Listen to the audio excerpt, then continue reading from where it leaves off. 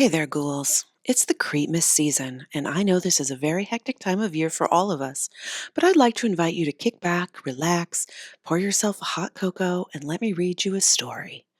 Every night from now through December 24th, I will read you a chapter from my new holiday creature feature, Christmas Creeps from the Deep.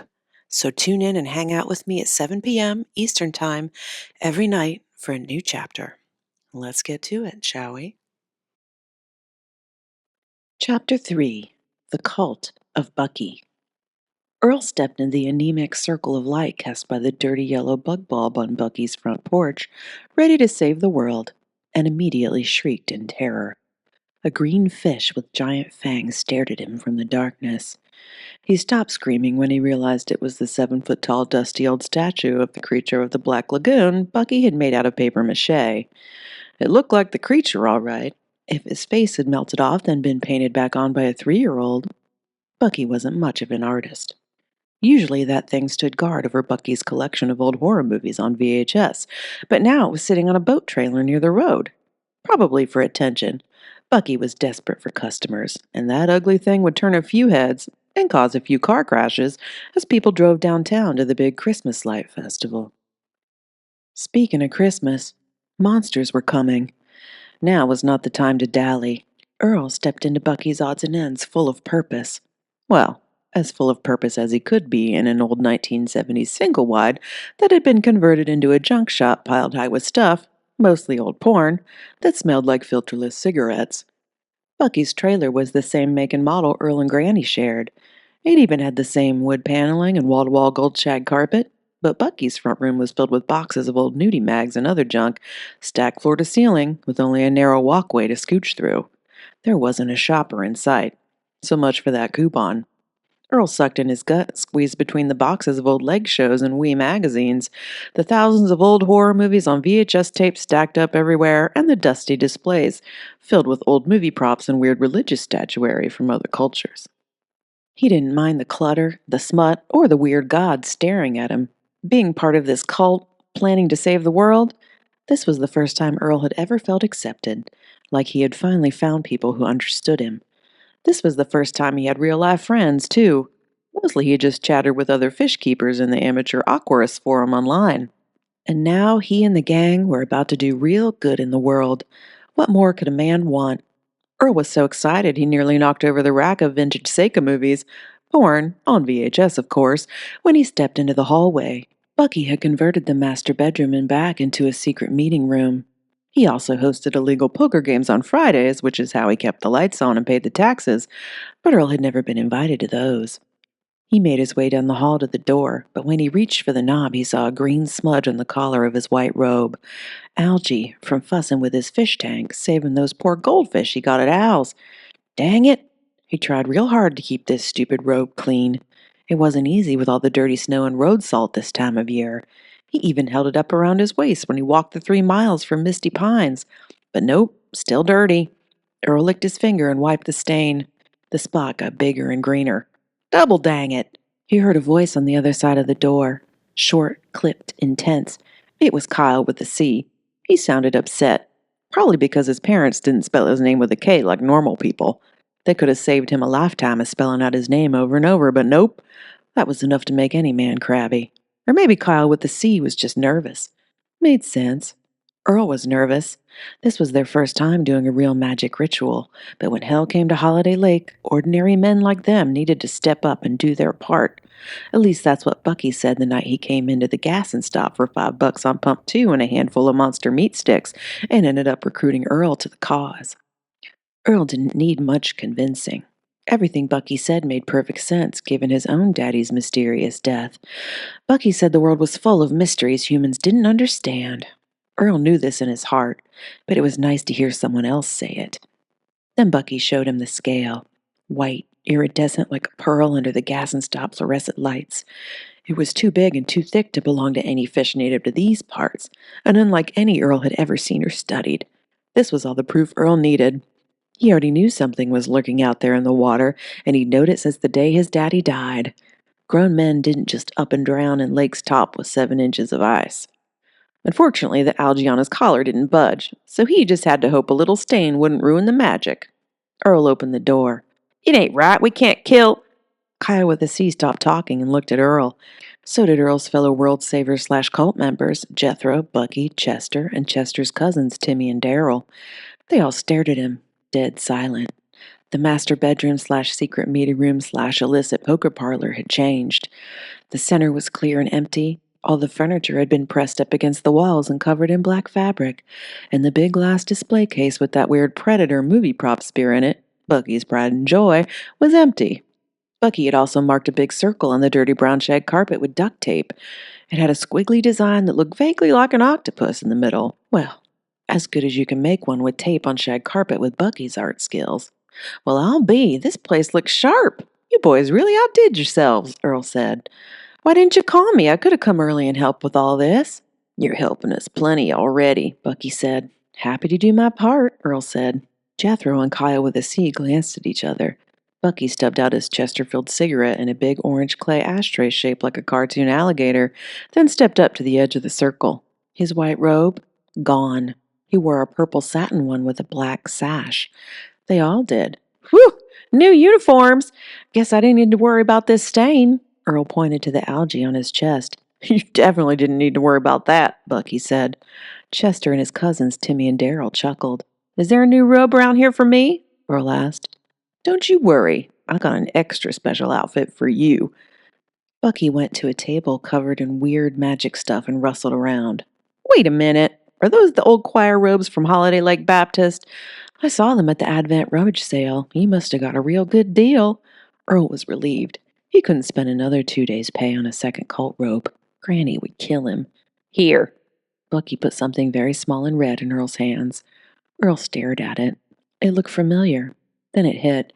"Hold on. Are those the slinky panties from that blow-up doll behind the register?" "You can change in the shitter." Bucky pointed to the dingy yellow bathroom off the master bedroom. Earl looked at it again. A pair of tiny red satin panties, like something the dancers over at the Booby Bungalow would wear. Earl guessed. He'd never been inside. Still, these were definitely way too small and naughty to be something Earl would ever consider wearing. "But we're all wearing 'em under our robes. Isn't that right, boys?" Bucky turned to the guys. The guys looked at each other, then nodded, except Jethro and Kyle with a C, who looked at their shoes. Bucky pushed Earl toward the bathroom. But when Earl didn't budge, Bucky's tone changed. "Don't question it, son. They're magic underpants like those Mormons wear. You want the magic to work, don't you?" "Well, of course I do." Who was Earl to question magic? Bucky was the expert. So Earl swallowed his pride, went into the bathroom, and changed. And then he tried real hard not to die of fright right there on the spot when he caught sight of himself in the mirror. Love handles and pot belly hanging over that teeny red pair of satin panties squeezed tight over his unmentionables. It was downright obscene. Thank God they had a bit of stretch in them, or they would have split down the back, which would have been worse. He reminded himself that lives were on the line, and this was a small price to pay to save the town. Then he stepped back out into the meeting room. "I'm ready. Can I have that robe now?" The room was dark, which was a mercy. No mortal man should have to see him in this outfit. "I'll get you a robe in a minute." Bucky was the only thing Earl could see. He held a candle under his chin. It was the Dolly Parton prayer candle that he kept by the register that said, "May Dolly bless and keep us." Earl crossed himself. Indeed. The flame cast Bucky's fat, wrinkly jowls into deep shadow and made him look like an old-timey movie villain. Bucky had something big and rectangular in his hand, another art project. It had the same sad, melty face as the papier-mâché creature out front, but this one had octopus tentacles on its head and weird pretend writing around the edges. "Oh, did you make those tentacles out of the monster meat sticks I sold you last week?" Earl asked. "Silence! Don't question me," Bucky said. "The design for this bas relief came to me in a dream. It's a vision from the eldritch gods that sleep, waiting in the other dimension only for me, the one destined to rule over the beasts on this earthly plane. It's crucial to our mission." Earl shrugged. "You say so." Bucky pushed Earl into the middle of the taped circle. In the candlelight, Earl could see the other guys standing around the edge staring at him. Earl's hand shot to his crotch. If his mama hadn't left when he was 3, he was pretty sure she would have taught him to be modest and not let anyone see him dressed in a getup like this, unless it was a special lady friend in private with the curtains pulled. Can I get that robe now?" I ain't ruining a perfectly good robe, Bucky said. Well, how would we ruin? Lay down on the floor on your back. Bucky pushed Earl down. Okay. Now Earl felt really dirty. Bare skin touching the floor at Bucky's? Not a good idea. Bucky had been a bachelor longer than Earl had been alive, and Earl had never once seen a working vacuum in here. But Earl laid down anyway, because a few moments of shame and carpet lint was a small price to pay to save the world. He couldn't let people die because he was afraid of Bucky's carpet. Right. Bucky sat his sad homemade statue and the dolly candle between Earl's snow boots. Yes, Earl still had on his snow boots. He didn't want to be any more naked than he had to be. Plus, it was bad enough he was lying here in red satin panties. He didn't need everyone to see his big toe poking through the hole in his sock, too. Earl braced the dolly candle between his boots. If it tipped over, all the old shag carpet and dirty mags in here would go up like a blazing inferno. Bucky stepped up to the circle. He had something long and bumpy in his hands. He cleared his throat, which took a minute thanks to all the Chesterfields. Mogwai Raleigh Wagnag Flum. Bless you, that sounded terrible. You might want to get that checked, Earl said. Dang it, shut up, Earl. This is the chant. Boys, join in, Bucky said. Mogwai Raleigh Wagnag Flum. All the guys read the chant off papers they were holding, except Earl. Should I be chanting too? I didn't get paper. Shut up and lie still, Earl, or you'll ruin it, Bucky said. Earl put his head back down. Bucky and the guys said it again. Mogwai Raleigh Wagnag Flum. Huh, that sounds familiar. Did you get that out of one of those Lovecraft movies we all watched together? Was it the one with that guy from Quantum Leap? Earl said. Oof, have you ever actually read any Lovecraft? Cool monsters, but ooh boy, that guy was a piece of work. Jesus Christ, Earl, shut up, Bucky said. You made me lose my place. Sorry. Granny always said my mouth didn't have an off button, Earl said. All right, fellas, middle of page 1, Bucky said. Gods of the dark, watery realm, hear us. I command you, creatures of the water, hear me, for I am your master now. Huh, Earl scratched his head. Is that from the movie where the green puppet came out of the toilet? What was that one called again? Gremlins? It was Ghoulies, you dumbass, which was way better than Gremlins, and it was made first, so I don't want to hear how it was a copycat. Shut up!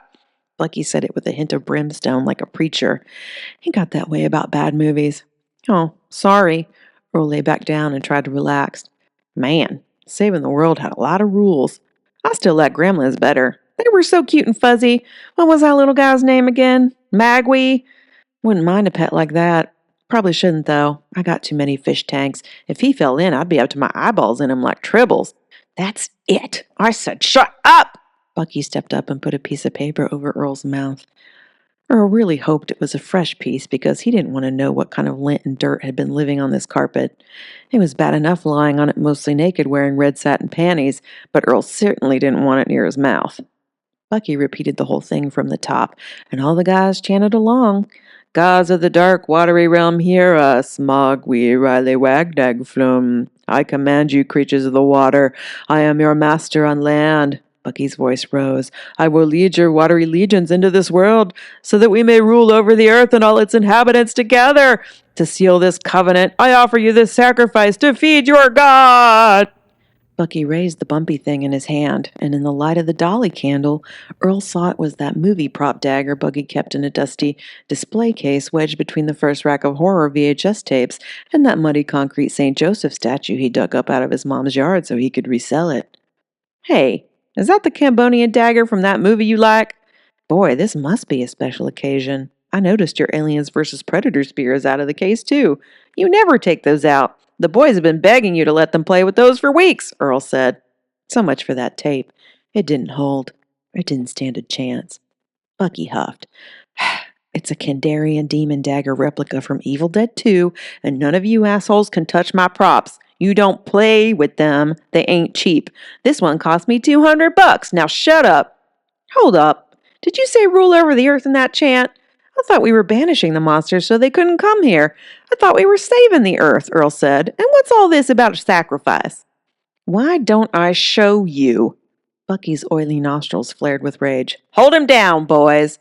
Chester and his cousins, Timmy and Daryl, grabbed Earl's arms and pinned him to the dirty carpet. Jethro and Kyle with the Seed looked at each other. Come on, guys. Very funny. But I know that dagger's made of rubber, Earl said. I reinforced it. Bucky turned it, and in the light of the divine dolly candle, Earl could see a glint of metal, a long kitchen knife, zip-tied to the fake bones, and it looked sharp. Earl's brain clicked. Hold up. Are you planning to sacrifice me? For real? Earl wiggled under Chester and his cousins, Timmy and Daryl's grips. Let me go. I didn't sign up for this. Bucky moved in, holding the knife over Earl's chest. Shut up, Earl. It ain't personal. Well, it certainly is personal.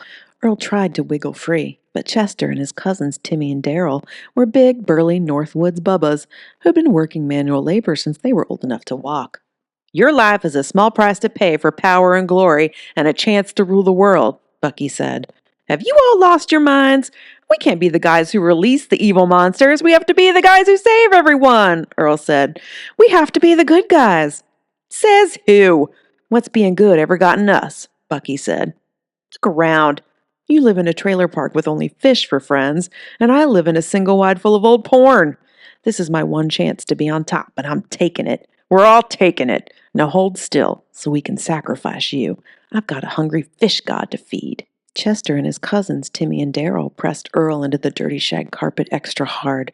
Are you guys in on this? Did you guys know Bucky planned to kill me? Earl tried to wriggle free again, but couldn't. The guys all nodded. What did I ever do to you? Earl said. Why me? They looked at each other like they were thinking about it. You're all right, but it's real annoying when you go on about your pet fish, Chester said.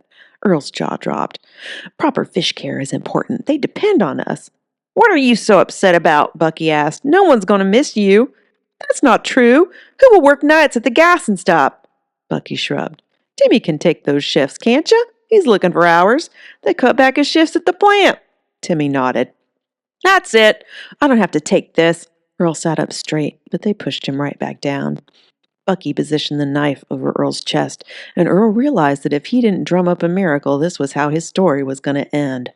What if the ritual doesn't work? You'll steal those lines from the movies. You made it all up, Earl said. What if you kill me for nothing? I'm willing to risk it, Bucky said. Can't hurt might help. It certainly does hurt. It hurts me, Earl said. They didn't let him go. They were going to go through with this. So Earl decided to appeal to their humanity. Come on, guys, have a heart. You can't let me die before I hit 30. I haven't seen the world. I haven't even told Holly how I really feel about her. And you really can't let me die in a pair of teeny red satin panties that came off a blow-up doll in a crappy 2-bit junk shop. Hey, who you calling crappy? Bucky said. Well, it is, Earl said. Fair, Bucky shrugged. See, you have a heart. You can't kill me, Earl said. Yeah, I can. I want to be rich and have power. At this point, I don't care who I have to kill to get it, Bucky said. Boys, Chester and his cousins, Timmy and Daryl, held Earl down on the carpet. Apparently, they didn't have a heart, but Earl did, and Bucky was about to sink a movie prop dagger duct taped to a Ginsu knife right into it. Bucky positioned the knife directly over Earl's heart and brought it down quick. All right, ghouls, that's it for tonight. Come back tomorrow for Chapter 4.